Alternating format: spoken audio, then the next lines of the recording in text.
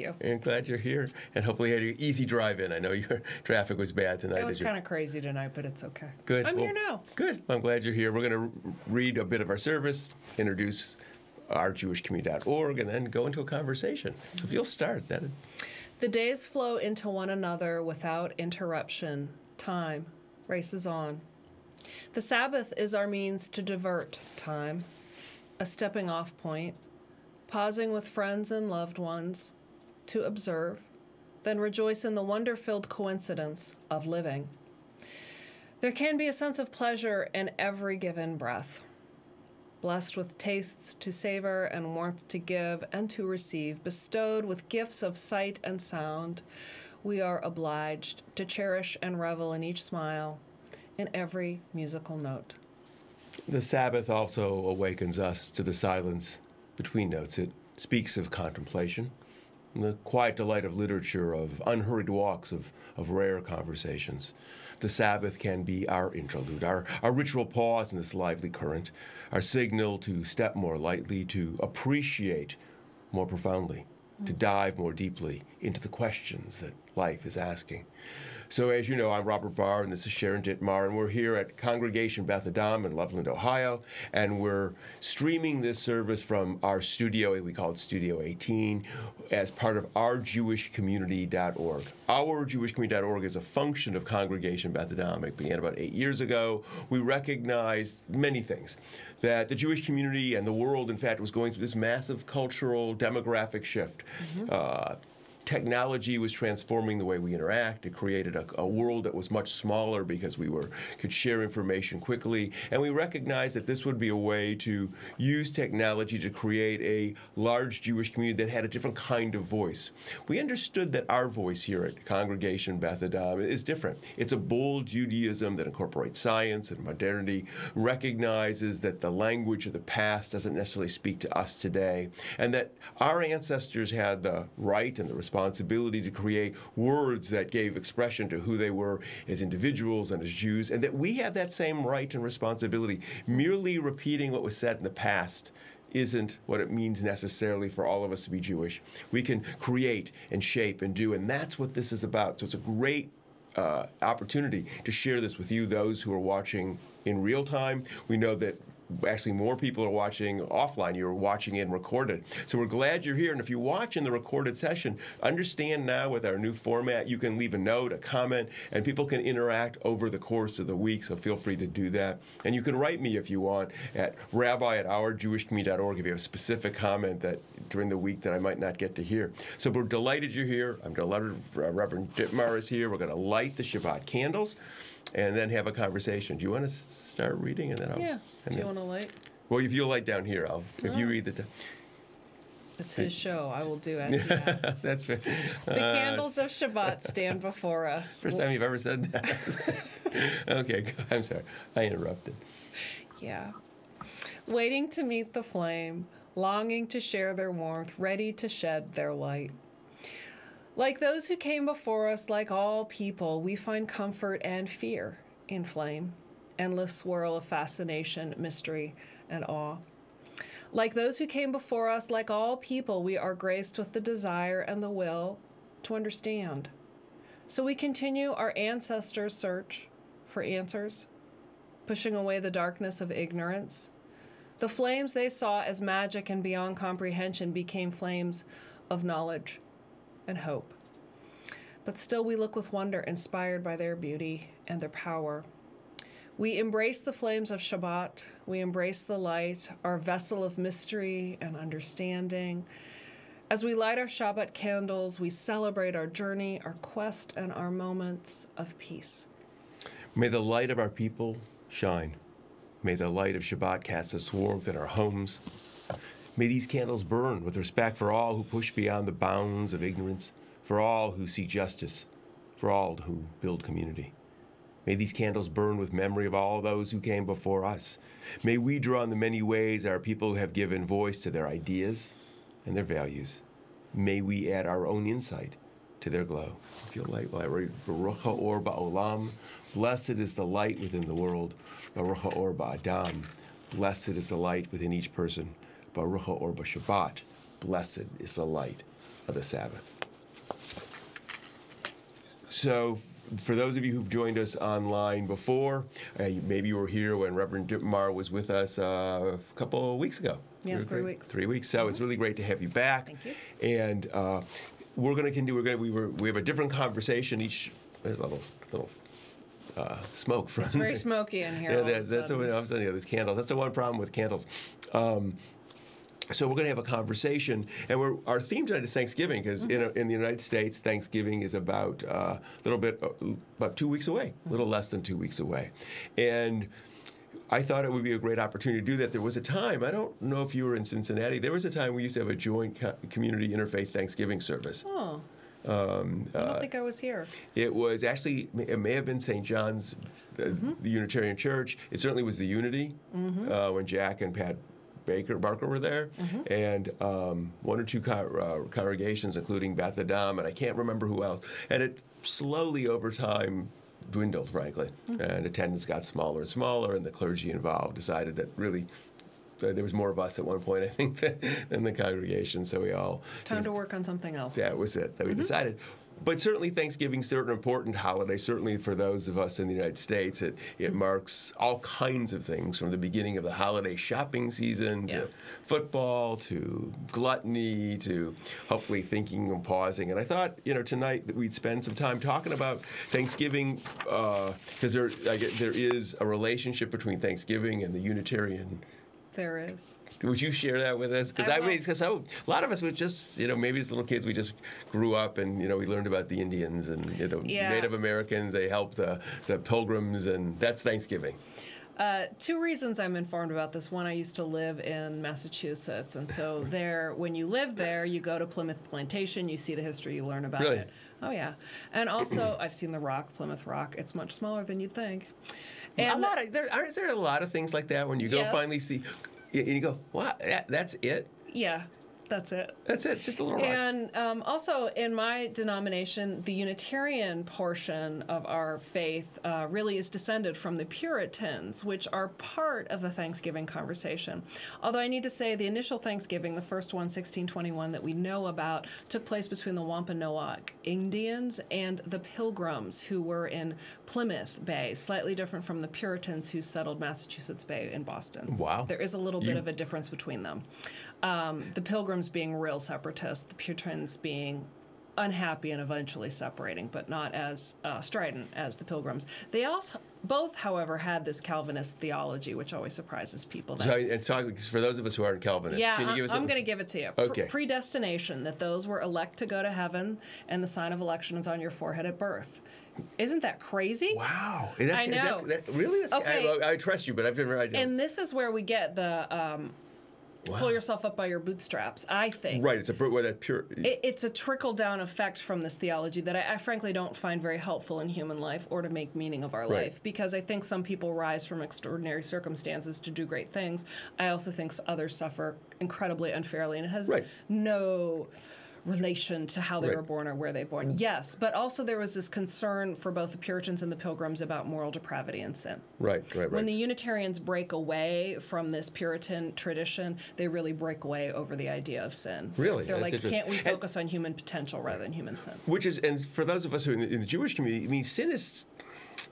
You understand it differently. Right, and it's not nearly as strong, and it's not nearly as overarching. I mean, Judaism never, and because we're not as afterlife-oriented historically, so you didn't have that as a driving force, and sin is different. It's not the kind of transgressions, and certainly it wasn't nearly as narrow. I mean, there's certainly within sort of certain movements, certainly within forms of orthodoxy, transgressing the rules is the big issue, but not sin in a more global sense. And you have that wonderful idea of teshuva, to you've turned away to come back. Right. Rather, we have forgiveness, like you've done wrong. I think it's more shame-based. I got to be honest on the predestination side. Right. That whole thing from forgiveness is very interesting, because there's a sense in the Christian world that you forgive somebody before they do anything. Correct. In the Jewish world, it doesn't quite work that way. Somebody has to prove that they've changed before you forgive them. Well, yes, and I prefer the Jewish world idea, very much so. It's why I like preaching on atonement. I think it's more helpful for human beings attempting to live in this world. But I'd go back to the theme of Thanksgiving and say that, so our Pilgrim and Puritan ancestors very much believed that they needed to give thanks to God. God was the source of all things. Right. So something certainly the Unitarians have moved away from, but an idea of God being all-powerful, all-knowing, all-present. And so you wouldn't have a yearly feast day, but you would have a feast day when you wanted to give thanks. It was sort of more episodic then. Yes, absolutely. And we also know that the first person, Native people, Wampanoag, and others also had feast days around the harvest time to celebrate their good news. So I mean, that's probably it's ancient too, because Sukkot, there's a lot of, I mean, if you don't know how the universe works, when the harvest is good, you're happy. Absolutely. So, and we know it was a tradition in England, so that's where the Pilgrims and Puritans mostly came from. And so the first one, there really was a sit-down after a good harvest. This was in 1621. And then we have random ones after that, established in different colonies. And then we have Abraham Lincoln, so interesting, during the Civil War, setting up a Thanksgiving Day again.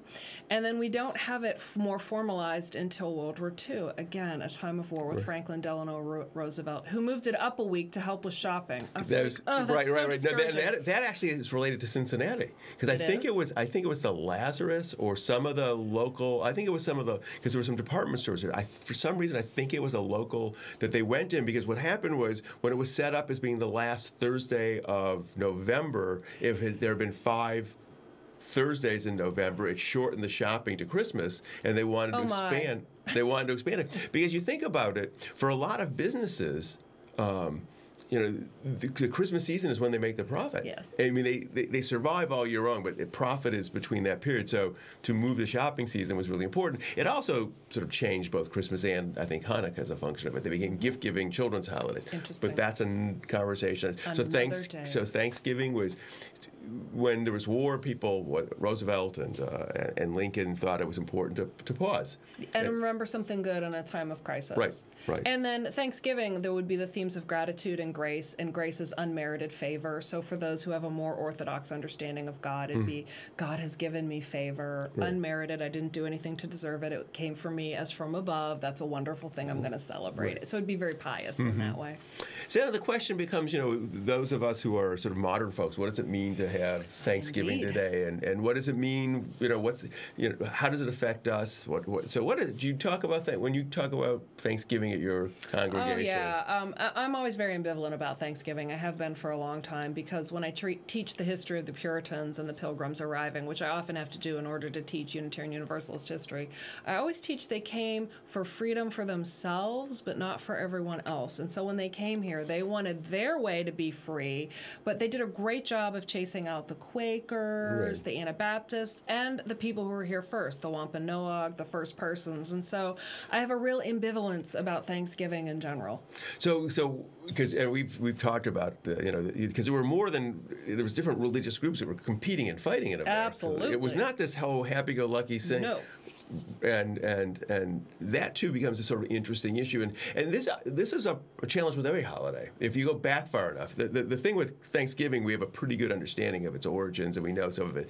It's harder when we go further back into time to really understand where the holidays we're celebrating that are legacy holidays, whether it's a Hanukkah or a Christmas or a Jewish New Year's. What are all the origins of those holidays? But knowing where Thanksgiving came from, so what do you say about it? Do you say how do you manage your ambivalence? Well, I tell the truth, first of all, and I think it's important to give a name. So the people in what we think of as a Plymouth Bay colony, they were called the Wampanoag. That's what they called themselves, the power to name oneself.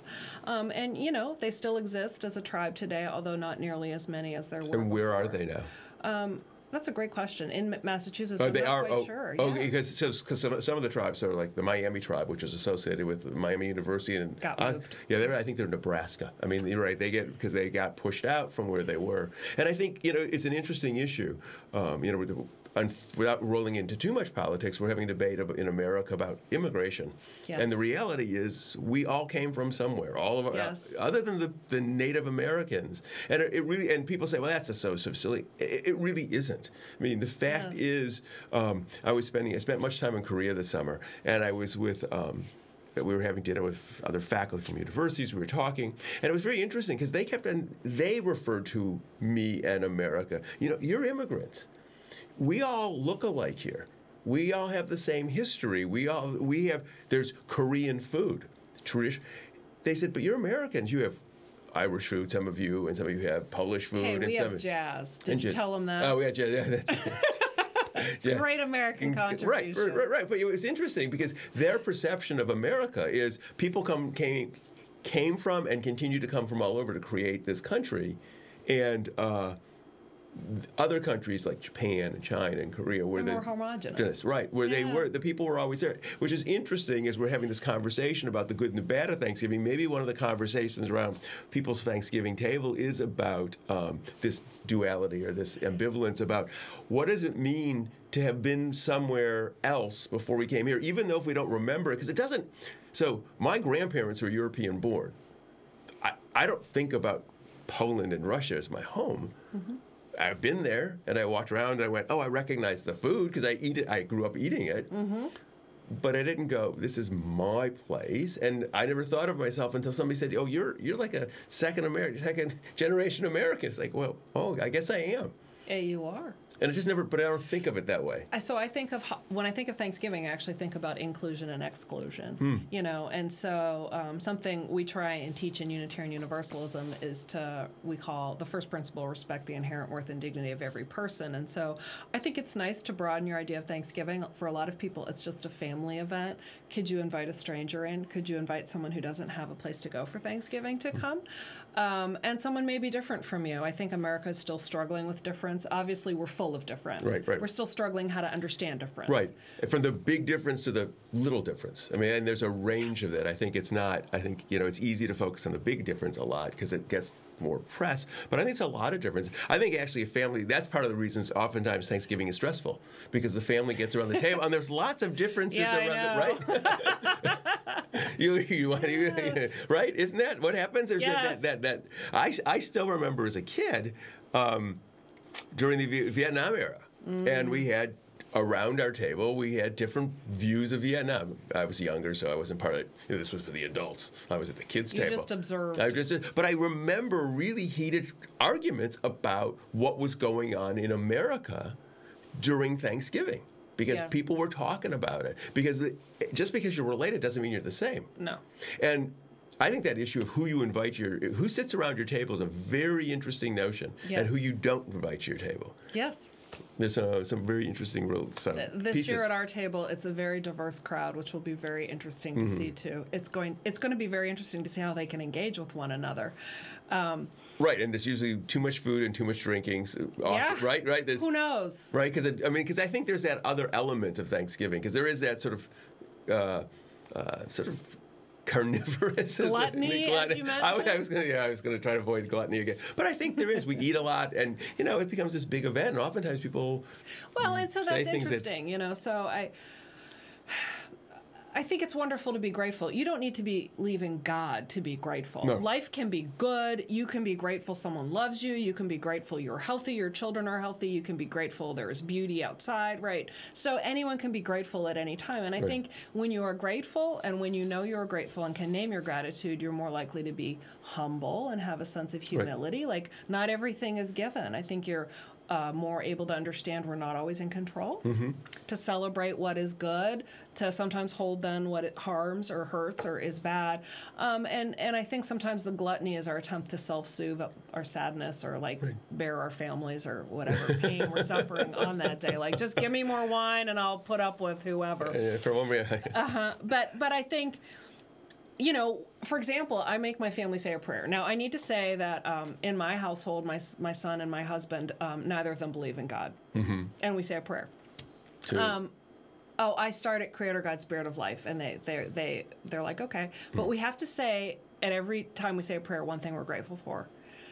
Every time. Right. Tell me one thing you're grateful for. Because sometimes I think we just don't even notice our life. We're going so fast. It's like you forget someone loved you enough to cook you a meal, or you forget you're 3 years cancer-free, or, it's so easy to just forget what is good. And there's certainly so many terrible things we can focus on in the world. Right. it can become consuming. Right. No, I agree with you. And I think it's important. I think absolutely, because I think sometimes those of us who are fortunate, oftentimes even bemoan ourselves and our fate because we forget that we're really fortunate. It's not always, you don't have to compare ourselves to every destitute person, I mean, and sort of sack and ash cloth. But I think oftentimes we get, the fact that we can work. That we're able to get up in the morning, that we're able to be creative and positive, and sometimes it's a drudgery, but we're still able to do it. And that's something to be thankful for, and that we can actually have a meal, and we can purchase the meal and bring people together. I absolutely, and I think we can be grateful and without a God orientation. We don't have to pray to a God or imagine that it was chosen for us. Because I think that also, there actually is an arrogance, I think, in thinking that things were done for us, that we got. God favors you. Yeah, like right. I find that theology actually quite arrogant. I find it very egotistical. I find it troubling when people die or suffer. That like somehow someone didn't pray enough for those people who died, and that horrifies me. I'm like, they were all special. Right. Absolutely. I mean, I spend a lot of time, as you probably do too, in hospitals, and there's a lot of people who get sick, and there are a lot of people who get better, and all their families love both sets of those people, and I do find it really upsetting when people think that somehow that the people who get sick and die there somehow were being punished or something less because the luck of the draw, or the way the medicines work, or the disease progresses. I find that theology very upsetting. But I was going to stick with Thanksgiving a second, right? So. The other part of Thanksgiving is sort of giving too. Yes. I think there's an element of when we recognize what we have and what we've been able to achieve. I think about responsibility too. It's very easy to forget that some of it, we're fortunate. What does it mean to be fortunate? What's our responsibility to the other, to folks who are less fortunate? And we were talking about that before. I want you to share what yours. Well, and our seventh principle is the interconnected web of life. So what is our relationship to other people, not just ourselves? And I think sometimes, I try and teach this in my congregation, and I think it's very countercultural, but the benefits of giving, not just for the person who receives, but for the person who gives, who had to open their heart, who had to open their mind a bit, they're immeasurable. And so for years, for example, my son at the holiday season, where we celebrate Christmas in my household, we talk about what charity we're going to give to and why. Mm-hmm. My husband this year wants to give money away to people, for example, go to a very low budget grocery store and look for people who seem to have a need. So there's ways to give in that way. I prefer my giving to be a little bit more anonymous than that, quite frankly. But I think also something you and I talked about here, I have two thoughts about everything. And so I think it's wonderful to give, but I also sometimes think when we give to charity, what system did we keep in place? That's a tough one. But if you look at the work of asset-based work, if you look at John McKnight, he talks about communities have assets. And sometimes when we just feed the charity, like I'm going to give to the after-school program or the food pantry, we've done nothing to change the structures of injustice. And so I just want to lift that up, too, as something that we could work on in the Thanksgiving season. Right, that's good. That's true. Because have we been fair? Right. Well, and there's sort of systemic issues that create the situation. One of the things that we do, I don't know that you know this, so this coming Sunday, not this Sunday, this November 22nd, if you're in Cincinnati, you're welcome to come. We do what's called a mitzvah mall. Oh. And what it is, and mitzvah means good deed, we have, I think this year we'll have 9 or 10 not-for-profits who set up tables. And each of we take a religious school upstairs, and they walk with their parents from table to table, and they can make a donation. It's small donations, kid-sized donations, 50 cents, $1, and to help support that. We've asked all the institutions to sort of quantify. If you give 50 cents, it's like you can buy somebody a meal, or you can help a disabled.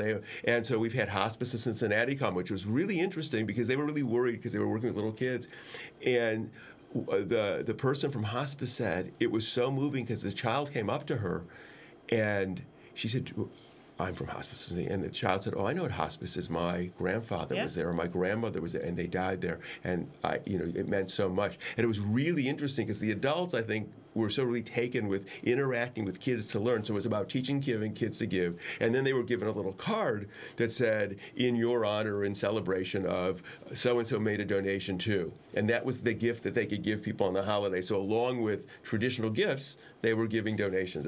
So we built that. I think that's wonderful.